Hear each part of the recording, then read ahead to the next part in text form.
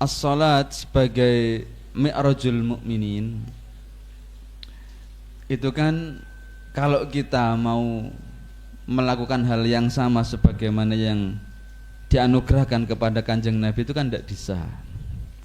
Mi'raj sampai melewati Sidratul Muntaha kan nggak bisa. Luasnya alam semesta jadi digambarkan sebegitu luasnya. Bagaimana caranya kita? Wong kita ke bulan aja belum kok. Padahal bulan itu berapa detik? 1 detik. 1 detik itu belum bisa.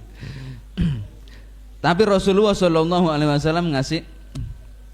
ngasih solusi. Meskipun nggak bisa seperti itu, tetapi dengan sholat itu sesungguhnya sudah mirip dengan mi'raj. Nah, mi'rajnya kaum mukminin ya sholat itu. Kenapa? Karena di dalam sholat itu terjadi munajah. Terjadi munajah.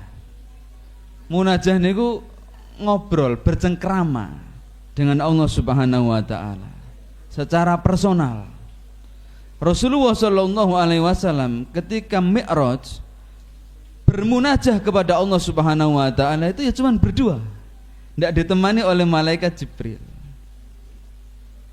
Nah, kita ini punya banyak waktu insya Allah untuk melakukan munajah kepada Allah Subhanahu wa taala dengan sholat.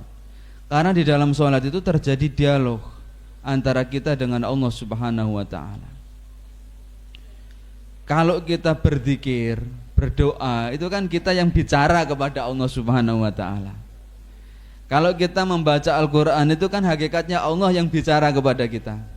Nah, pada saat kita sholat, kita itu sedang, ya kita kadang yang ngomong, kadang Allah Subhanahu wa ta'ala yang berfirman kepada kita. Ketika kita berzikir, kita berdoa, itu kita sedang berbicara kepada Allah. Tetapi ketika di dalam sholat itu kita membaca ayat-ayat Al-Quran, itu hakikatnya Allah Subhanahu wa ta'ala sedang menasihati kita. Nah, sedang menasihati kita. Nah, dengan cara seperti itulah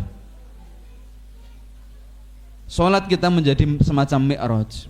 Nah, ketika kita menyadari hubungan ini, hubungan munajah ini kepada Allah Subhanahu wa ta'ala pada saat sholat, insya Allah sholat kita bisa menjadi khusyuk. Kadang sholat kita itu tidak khusyuk, itu kan karena kita melupakan hakikat itu. Kita lupa bahwa ini adalah momen di mana kita sedang menghadap Allah Subhanahu wa ta'ala. Yang seharusnya kita itu seakan-akan melihat Allah. Ihsan kan kata kuncinya itu. Anta abudallaha ka'annaka tarahu fa illam takun tarahu fa innahu yaraka. Engkau beribadah kepada Allah seakan-akan engkau lihat Allah Subhanahu wa ta'ala. Dan jika engkau tidak melihatnya, maka yakinlah bahwa ia melihatmu.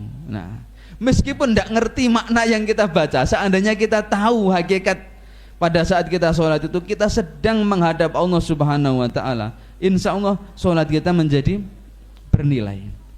Ya, itu yang disebut dengan sholat yang khusyuk gitu. Dan ini mestinya kita bawa ke dalam kehidupan kita di luar sholat. Di luar sholat kita juga merasa sedang diawasi oleh Allah Subhanahu wa ta'ala, sehingga kita tidak mudah melakukan kemaksiatan ya. Kita senantiasa bertanya, kira-kira kalau Allah Subhanahu wa ta'ala, bukan kalau ya, kan Allah Subhanahu wa ta'ala lihat, kira-kira seneng enggak ngelihat kita? Kan kita senantiasa bertanya seperti itu. Nah, itulah ihsan itu seperti itu. Nah, ini sholat kita menjadi mi'raj, dan ketika itu yang terjadi, insya Allah kita akan menjadi orang-orang yang beruntung ya. Lihat misalnya, ini agak panjang dikit ya. Dalam Quran surah Al-Mu'minun, Allah Subhanahu wa ta'ala menyatakan qad aflahal mu'minun alladzina hum fi salatihim khashi'un. Telah beruntung orang-orang mukmin. Cirinya yang pertama adalah ketika mereka itu sholat mereka khusyuk. Dan nanti ditutup dengan sholat lagi. Walladzina hum ala sholawatihim yuhafidun. Mereka itu menjaga sholatnya. Jadi kualitas sholat yang diminta oleh Allah Subhanahu wa taala kepada kita, satu khusyuk, yang kedua muhafadzah, ajeg dan khusyuk. Kalau cuman khusyuk saja tapi bolong-bolong, nah itu masih tercela. Atau ajeg tapi tidak khusyuk, itu juga tercela. Yang diminta dua ini, ya, khusyuk dan muhafadzah. Apakah itu cukup? Tidak cukup.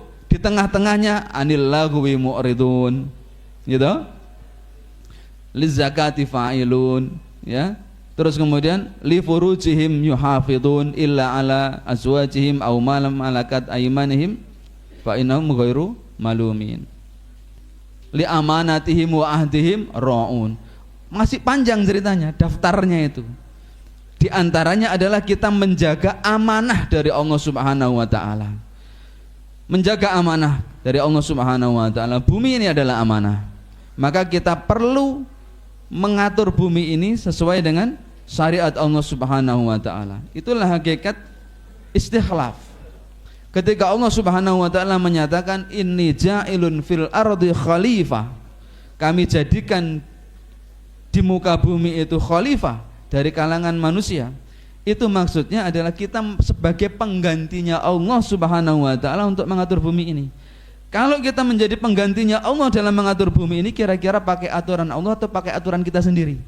Pakai aturan Allah Subhanahu wa taala. Itu maksud dijadikannya kita khalifah. Nah, kadang orang menyadari kita itu khalifah di muka bumi, tapi dengan asumsi boleh mengatur semaunya sendiri. Ya itu namanya bukan khalifah. Kalau ada orang yang mengatur bumi ini bukan dengan syariat Allah Subhanahu wa taala, itu bukan disebut khalifah tapi disebut taghut. Disebut apa? Taghut. Tidak disebut Amirul Mukminin, tidak disebut khalifah. Apalagi Imamul A'dham, As-Sultan dan seterusnya. Itu disebutnya taghut gitu. Nah, gitu ya. Wa ahdihim ra'un, dan mereka menetapi perjanjiannya dengan Allah Subhanahu wa taala yang utama. Apa perjanjian kita dengan Allah Subhanahu wa taala? Perjanjian kita dengan Allah Subhanahu wa taala, kita menyatakan raditu billahi rabba wa bil islami dina wa bi Muhammadin sallallahu alaihi wasallam nabiyan wa rasula. Kita rela Allah menjadi Rabb, berarti kita rela dengan aturan-aturannya. Kita rela Islam sebagai agama kita, berarti kita rela dengan semua hukum-hukumnya. Kita rela Nabi Muhammad SAW sebagai Nabi dan Rasul, berarti kita rela dengan ajaran-ajaran beliau SAW kepada kita dalam menjalani kehidupan ini sebagai individu, sebagai anggota masyarakat, berbangsa dan bernegara. Kan begitu. Nah, kalau kita bisa menjaga itu semua, sholat yang khusyuk dan ajeg, dan di tengah-tengahnya di luar sholat ini kita terikat dengan syariat-syariat Allah Subhanahu wa taala, maka ulaika humul warisun alladzina yarithunal firdaus hum fiha khalidun. Mereka itulah para pewaris yang mana mereka itu mewarisi surga Firdaus. Disebut dua kali, Pak. Disebut dua kali, Bapak Ibu ya. Ulaika humul warisun alladzina yarithunal firdaus. Itu berarti pengertiannya ngeten, surga Firdaus itu hanya salah satunya saja. Kan enggak disebut cuma satu kali. Mereka itulah yang mewarisi surga Firdaus, enggak begitu. Mereka itulah para pewaris. Mereka itulah para pewaris. Berarti selain surga Firdaus masih banyak yang akan diwariskan kepada kita oleh Allah Subhanahu wa taala. Asal tadi itu sholat kita menjadi mi'raj tadi itu, dengan kualitas ada kekhusyuan dan ada keajekan, lalu di luar sholat kita terikat dengan hukum-hukum Allah Subhanahu wa ta'ala, maka kita akan diberikan oleh Allah Subhanahu wa ta'ala banyak hal yang merupakan kenikmatan akhirat, salah satunya adalah surga Firdaus.